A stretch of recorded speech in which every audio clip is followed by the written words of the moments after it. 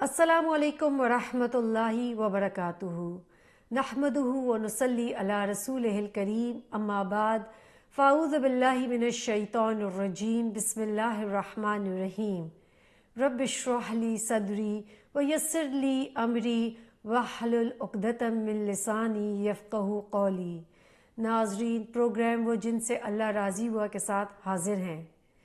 ناظرین، جس صحابیہ کے بارے میں آج ہم بات کریں گے وہ ہے سیدنا اسماء بنت ابی بکر رضی اللہ عنہما۔ آپ کا نام اسماء تھا اور آپ کا لقب ذات النطاقین تھا۔ آپ خلیفہ اول حضرت ابو بکر رضی اللہ عنہ کی صاحبزادی تھی۔ آپ کے والدہ کا نام قطیلہ بنت عبد العزیٰ تھا۔ یہ آپ کی والدہ جو ہے فتح مکہ کے بعد اسلام لے کر آئی تھیں۔ ہجرت سے 27 سال قبل مکہ میں آپ پیدا ہوئیں، حضرت ابو بکر رضی اللہ عنہ کی بیٹی۔ لیکن آپ دیکھیں کہ پھر بھی انہوں نے تمام زندگی اپنے اچھے اعمال خود کیے، ورنہ آپ کے لیے یہ کافی تھا کہ حضرت ابو بکر صدیق کی بیٹی ہیں۔ لیکن اسلام کسی کے بیٹے یا بیٹی یا والد یا ماں باپ ہونے کی وجہ سے جنت کی خوشخبری نہیں دیتا، بلکہ ہر انسان اپنے اعمال کے ساتھ جائے گا۔ حضرت اسماء رضی اللہ عنہ کے شوہر کا نام زبیر بن عوام تھا اور یہ 10 مبشرہ میں سے تھے، یعنی دنیا میں ان کو جنت کی خوشخبری دے دی گئی تھی۔ آپ کے بیٹے کا نام عبداللہ بن زبیر اور دوسرے بیٹے کا نام عروہ بن زبیر تھا۔ حضرت زبیر رضی اللہ عنہ رشتے میں رسول کریم صلی اللہ علیہ وسلم کے پھوپھی ذات بھائی تھے۔ آپ مہاجرین میں بہت غریب انسان تھے۔ حضرت اسماء جب ان کے گھر آئیں تو ان کے گھر میں کوئی لونڈی یا غلام نہیں تھا۔ آپ سارا کام گھر کا خود کرتی تھیں، یہاں تک کہ گھوڑے کا گھاس، دانا، اس کی مالش، یہ تمام خدمت جو ہے حضرت اسماء خود اپنے ہاتھ سے انجام دیتی تھی۔ اونٹ کی خوراک، اس کی کھجوروں کی گٹھلیاں باغوں سے چن کے لانا، سر پر گٹھری لاد کر واپس آتی تھی۔ اور ان کی مشقت بھری یہ زندگی دیکھ کے حضرت ابو بکر صدیق نے ان کو ایک غلام عطا فرما دیا۔ وہ فرماتی ہیں کہ میرے والد نے مجھے غلام دیکھ کر لگتا ہے جیسے آزاد کر لیا۔ لیکن حضرت اسماء جب کہ ایک اچھے گھرانے سے تعلق تھا، حضرت ابو بکر صدیق جو ہے ایک امیر انسان تھے، لیکن انہوں نے کبھی بھی شکایت نہیں کی کہ میرے شوہر کے پاس مال نہیں ہے، گھر نہیں ہے، خرچہ نہیں ہے۔ ہمیشہ تمام کام، اور آپ دیکھیں کہ یہ تمام کام ایک مزدوروں والے کام تھے جو حضرت اسماء انجام دیتی تھی اور پھر بھی ایک اچھی زندگی گزار رہی تھی۔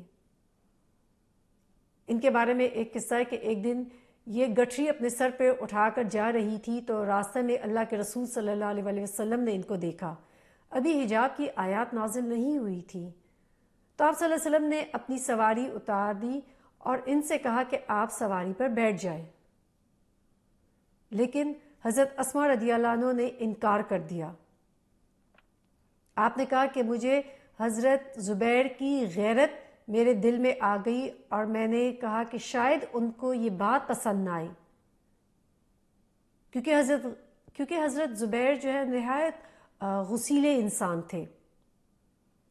کہتی ہے کہ پھر اس کے بعد جب میں واپس آئی اور میں نے حضرت زبیر کو بتایا تو انہوں نے کہا کہ سر پہ گٹھری لاد کر لانے سے بہتر تھا کہ آپ صلی اللہ علیہ وسلم کی سواری پر سوار ہو جاتی۔